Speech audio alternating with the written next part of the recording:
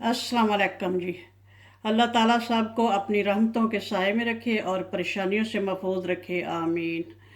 आज मैं बना रही हूँ निमको चना दाल, चटपटी और क्रिस्पी चना दाल। तो चलें शुरू करते हैं, जो बनाना बहुत ही आसान है। तो चलें शुरू करती हूँ। बिस्मिल्लाह रहमान रहीम।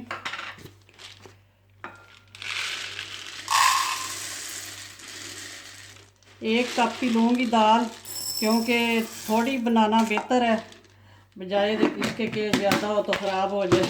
इस पे ही तजर्बा करेंगे। तो इसको पहले देख लेंगे कि इसमें कोई, ये साफ़ सुथरी है, कोई इसमें कोई चीज़ नहीं है। तो अब इसको अच्छे से धो लूँगी पहले।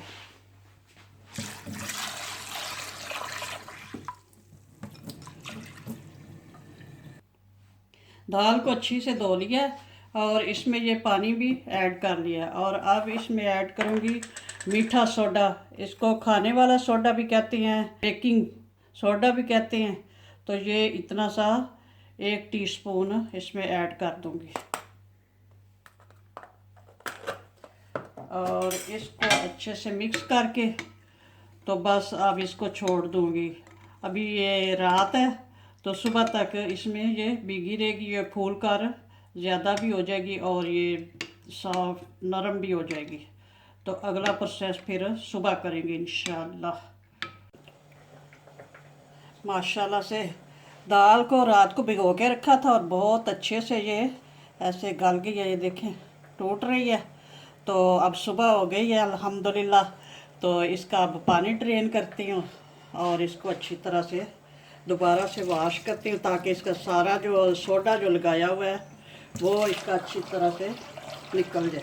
यहाँ पे मैंने एक छन्नी ले ली है, इसके अंदर इसको ऐड करती हूँ।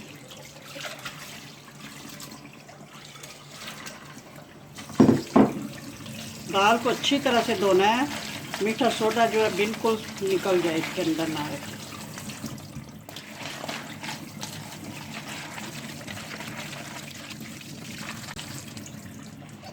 चलें जी, माशाल्लाह से दाल तो अच्छे से धुल गई है। अब इसको इसी तरह इसके ऊपर यहाँ रख दूँगी, ताकि जो पानी है सारा ड्रेन हो जाए अच्छी तरह से।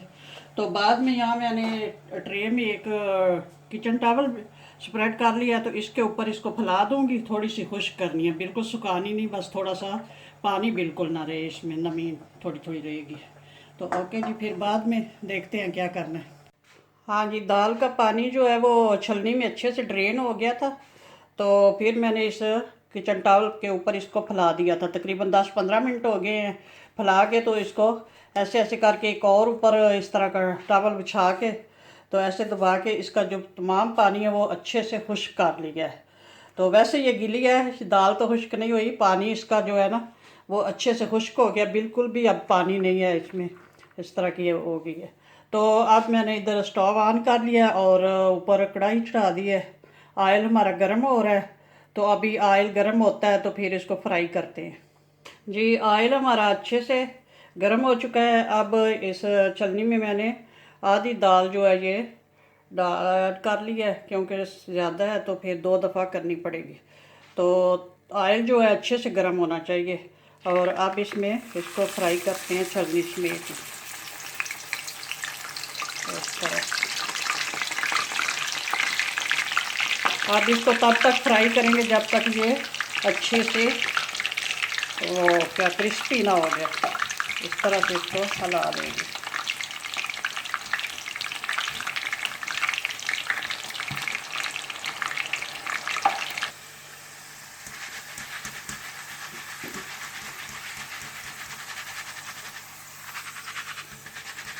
दाल माशाल्लाह से फ्राई हो चुकी है अच्छे से, ये आपको आवाज़ आ रही होगी कैसे ये हो गई है क्रिस्पी।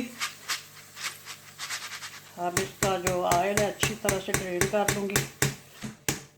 यहाँ पे एक और ट्रे में मैंने ये किचन टॉवल डाल दिया है, तो इसके ऊपर इसको डाल देंगे। थोड़ी सी ये ठंडी भी हो जाएगी और जो फालतू ऑयल है वो भी निकल जाएगा। और इसी तरह ये बाकी जो है इसको भी अब फ्राई कर लूँगी।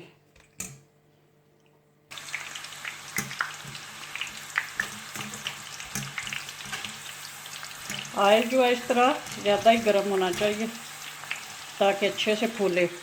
ये भगोई तो मैंने 1 कप ही थी, लेकिन फूल का ये ज़्यादा हो गई है। तो अब 2-3 दफ़ा इसको फ्राई करना पड़ेगा, क्योंकि ये छलनी जो है ये छोटी है। ये देखिए कितना अच्छा सा ये फ्राई हो रही है।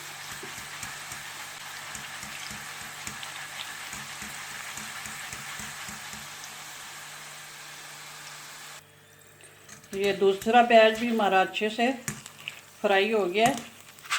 ये देख लें, जब फ्राई हो जाता है तो ये ऑयल जो है ये मतलब इसमें उबलना बंद हो जाता है। और यहाँ पे इसको भी स्प्रेड कर दूँगी ऐसे। माशाल्लाह से सारी दाल जो है अच्छे से फ्राई हो गई है। ये देख लें कैसी इसकी आवाज़ आ रही है, ये हो गई है क्रिस्पी। तो अब मेरे पास है यहाँ पे थोड़ी सी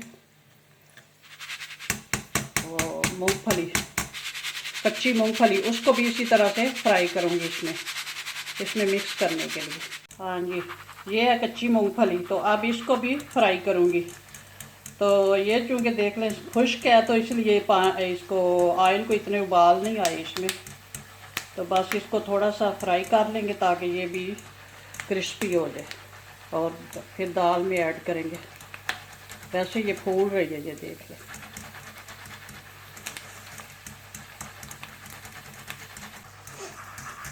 मूंगफली भी माशाल्लाह से अच्छे से फ्राई हो गई है।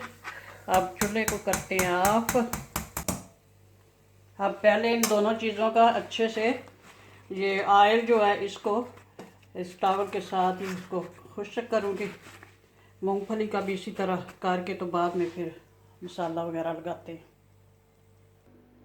दाल और मूंगफली का ऑयल जो है अच्छी तरह से खुश्क कर लिया है। तो अब इसमें ऐड करेंगे कुछ मसाले। तो मसाले इस तरह से हैं।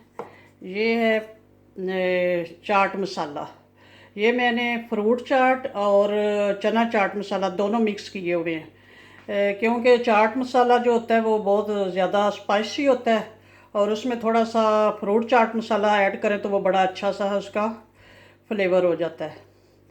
तो ये आप अपने हिसाब से कम या ज़्यादा जिस तरह का आपको पसंद हो, स्पाइसी पसंद हो तो ज़्यादा ऐड कर सकते हैं। और थोड़ा सा इसमें नमक ऐड करूँगी, इतना सा है, फिर देख लूँगी अगर और ज़रूरत है। और थोड़ी सी काली मिर्च,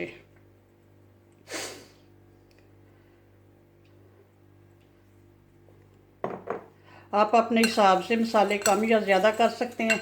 और यहाँ पे थोड़ा सा मैंने रखा हुआ है काला नमक, ये 1 टीस्पून ये ऐड कर दूँगी। इसके साथ ज़रा चटपटा सा हो जाता है। तो बाज़ लोग वो कश्मीरी लाल मिर्च भी इसमें ऐड करते हैं, थोड़ा सा कलर भी रेड रेड हो जाता है।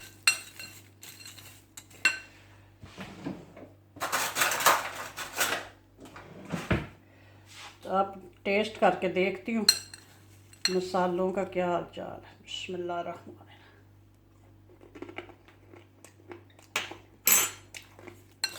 बिल्कुल परफेक्ट है, और माशाल्लाह से इतना क्रिस्पी है। ये निम्को रेडी है माशाल्लाह से, बिल्कुल खाने में बिल्कुल सख्त नहीं है, खाने में सॉफ्ट और क्रिस्पी। दें जी, निम्को हमारा माशाल्लाह से रेडी है, बहुत अच्छा रेडी हुआ है, बहुत क्रिस्पी है। और ज़रूर ट्राई कीजिएगा और कमेंट में बताना कि कैसा है आपका रेडी हुआ है।